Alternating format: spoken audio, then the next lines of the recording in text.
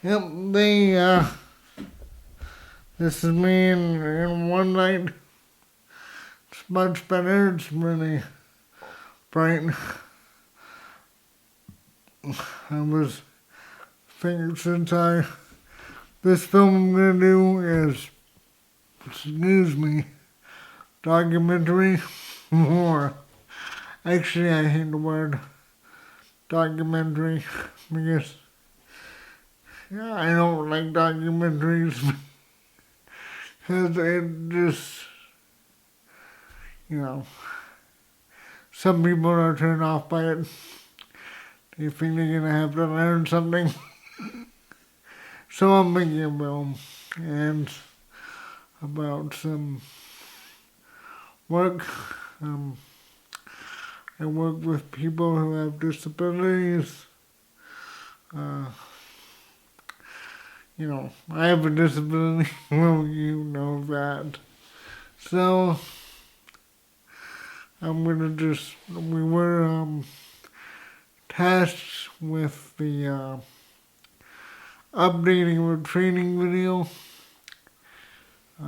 It was made 30 years ago, and it's pretty crunchy and filmed on video, probably a big old JVC video camcorder that I used, like the kind I used when I was in 8th grade. And the topics are just relevant for the 80s, not today. So what I decided to do is I decided to just show the people, my clients, my bosses actually, and show them as they are. Because, it's not like you're training to work with animals. These are people, and this video is supposed to be shown to new hires for work. And we've already got these people coming in the door willing to work with, my bosses, and so we don't really need to sell them on why this is a good idea. What I want to do is I want to show them how these people that I work with are in real life, well, what their likes are, who they are, and then I'm going to show them, what the old system was. We used to have a state school. And state school would be like an asylum in other states. But we had a state school, and they didn't even learn anything. They were just warehouse. You can't warehouse people.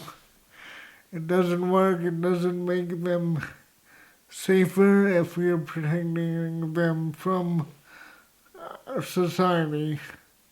It makes them more vulnerable to abuse by the staff of the state school or asylum or wherever they're housed. And what we have to do, my job is to just educate these people and help these people function in society as independently as they can. Like I'm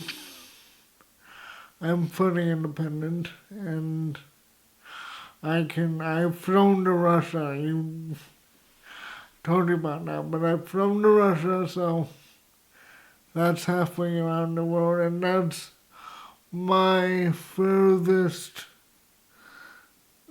traveling accomplishment or what have you. But maybe someone else's furthest accomplishment will be crossing the street, which is to the same to them as going to Russia is for me, and that's a momentous learning experience of accomplishment for that particular person if that were his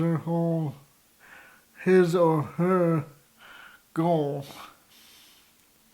So what I need to do is I need to show these people, as people, the average people, everyone subscribes to the Maslow's hierarchy of needs.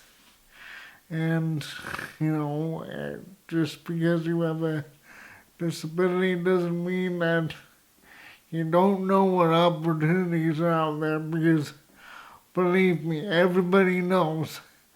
Everybody wants to drive. Everyone wants their own house or apartment.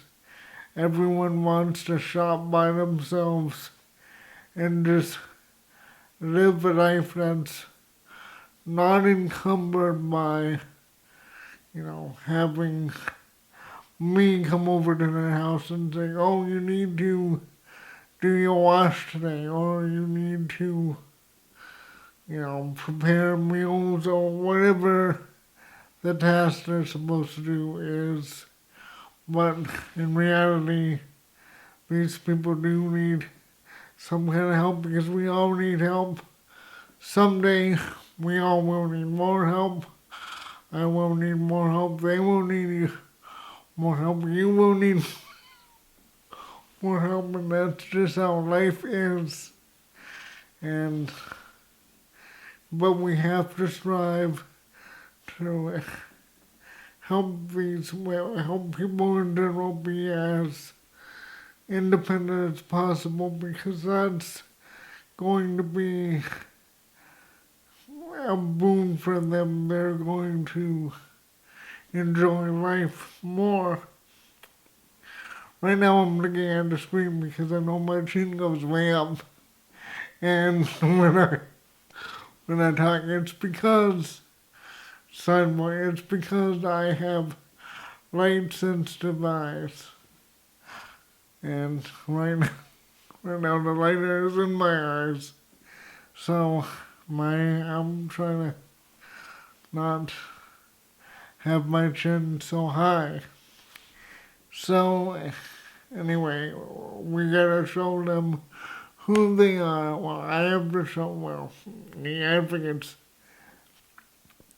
The name of the group is Self-Advocates, and we are going to have to show the people who they are, how wonderful they are, because they are wonderful. And we need to show them how far the service industry for people with disabilities has come.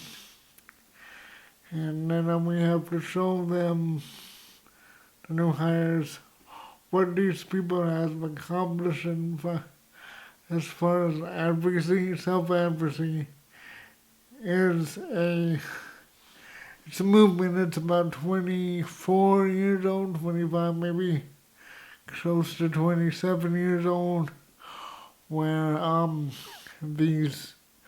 originally these people came out of an institution in Alabama. That's where it started. And there was nothing for them.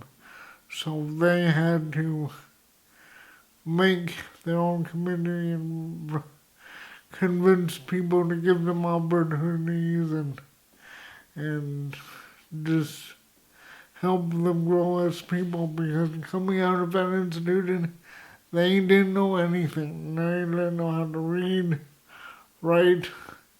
Some don't know how to talk.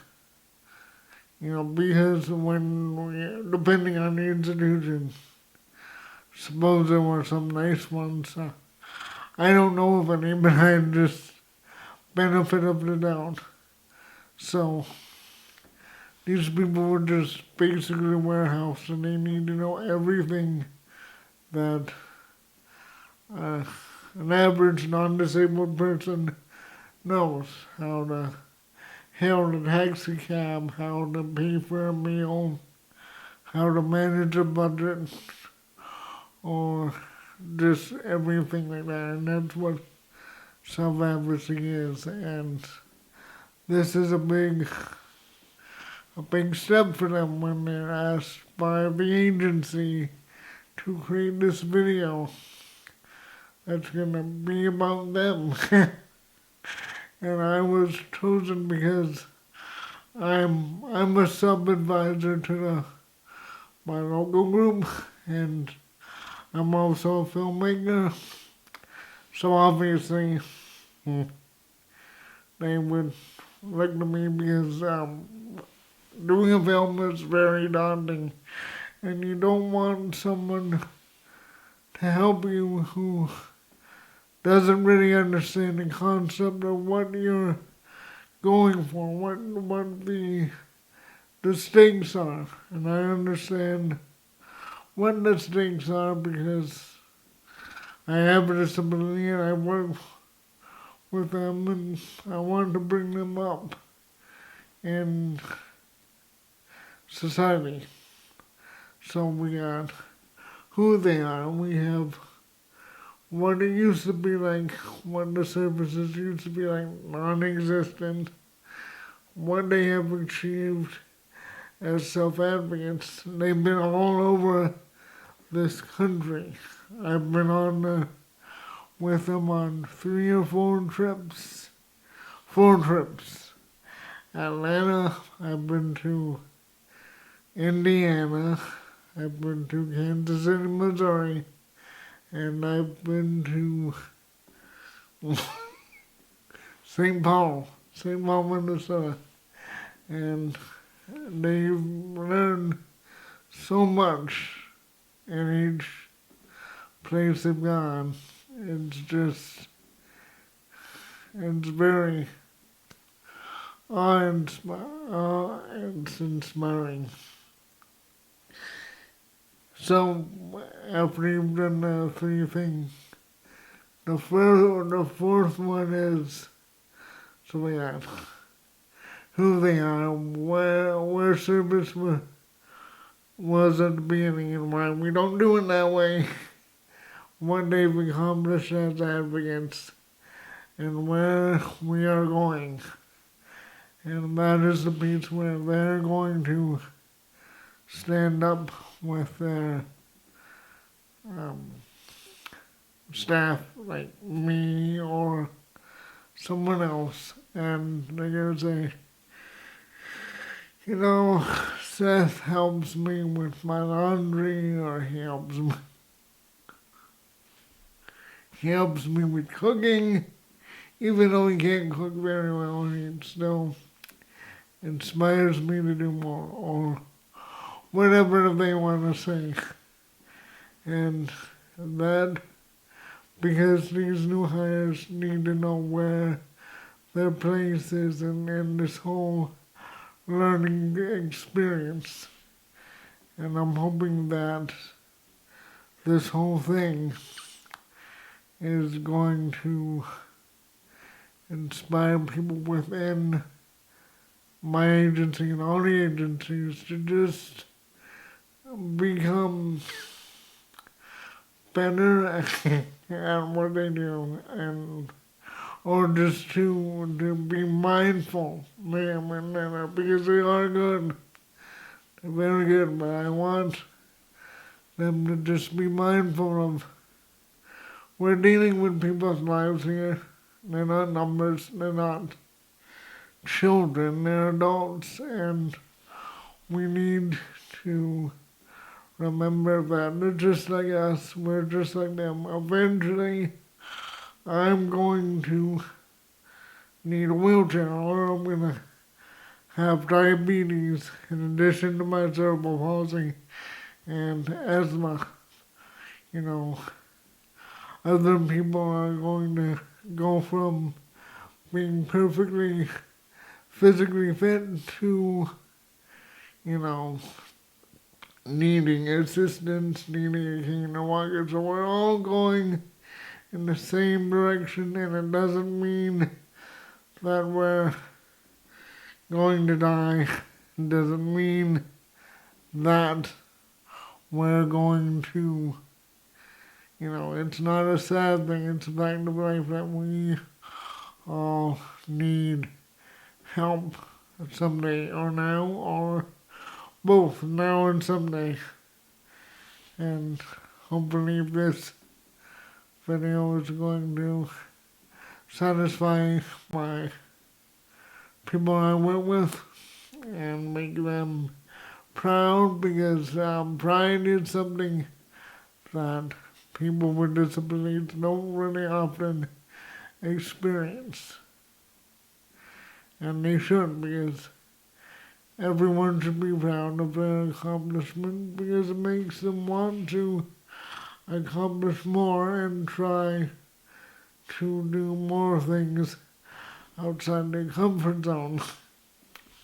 So I can't really show you these clients on the vlog, because they're private people, just like the audience. I would never shove a camera in your face, and I chose to shove a camera in mine. So these people are private, and I will show you around the set and do whatever I can without showing who I'm filming. But I guess I want you to be part of the process of being on a set and seeing the way I do things versus the way someone else does something, and just be there, because before I started producing or directing or writing, or I had an interest in seeing behind the scene, I would always get the DVDs or the Laserdisc. Remember the Laserdisc? They were like big CDs, and they had all these behind the scenes and director commentaries, and I would just sit there and watch them for hours, just trying to absorb what it was like to be on a film set. And I'm going to try and take you as much as I can, show you what I'm doing, show you,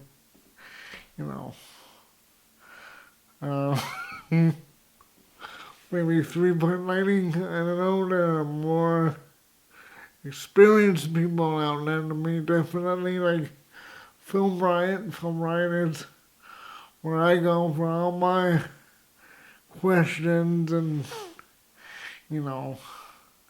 inquiries about how you do something. They are awesome. The Connolly brothers are awesome. But let's see, I also wanted to do something else with this vlog, tonight's vlog, and I gotta set something up.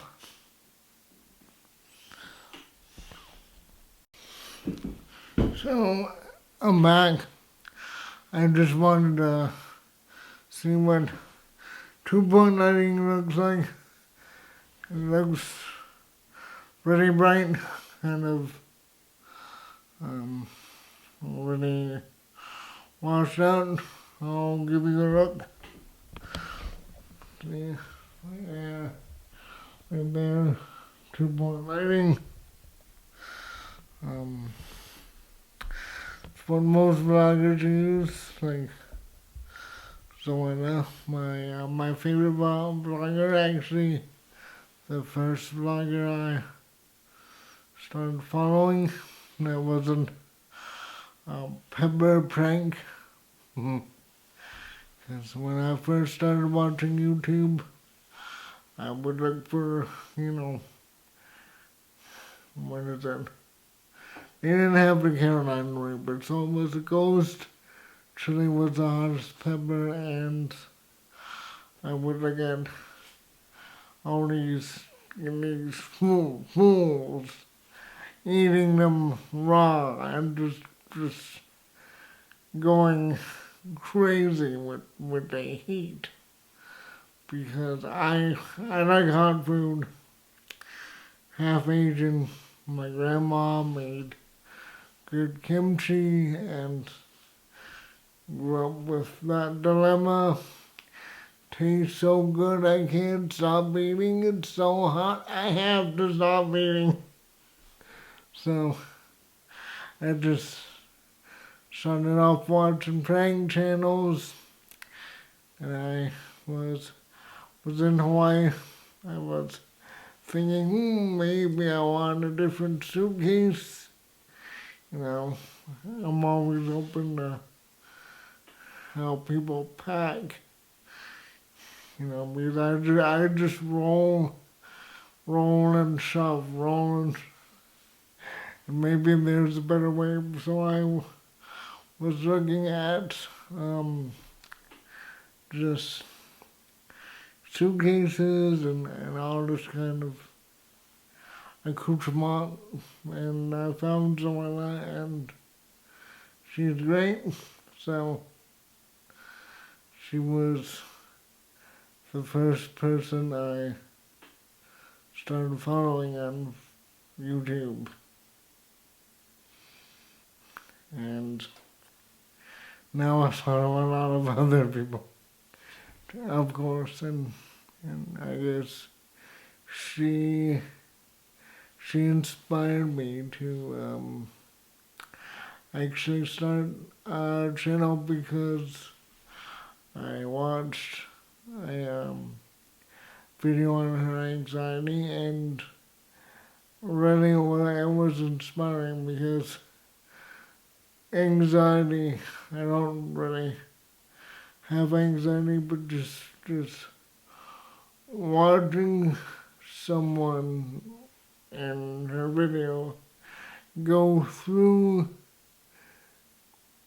the anxiety process and just being able to not talk through it, because I don't think she was able to get over that way, but actually describe what she was feeling was really powerful, very powerful. People need to know what it's like to have anxiety, or know what it's like to have anything cancer, or just anything that's different in the life experience. So I decided to start vlogging because I have cerebral palsy, but it's different than what most people know about cerebral palsy. As in, I don't use a wheelchair, obviously. I drive. You know, I have a job. Even though I work for people with disabilities, it's still a job that would normally be held by someone who is non-disabled. So I just want to present that I'm not better than anyone. I'm just different. If you have a wheelchair, that's awesome, because it means you have the means of getting around, and hopefully you're able to propel yourself or get help, because then the closer you become to being fully independent, the happier, I believe, the happier you'll be.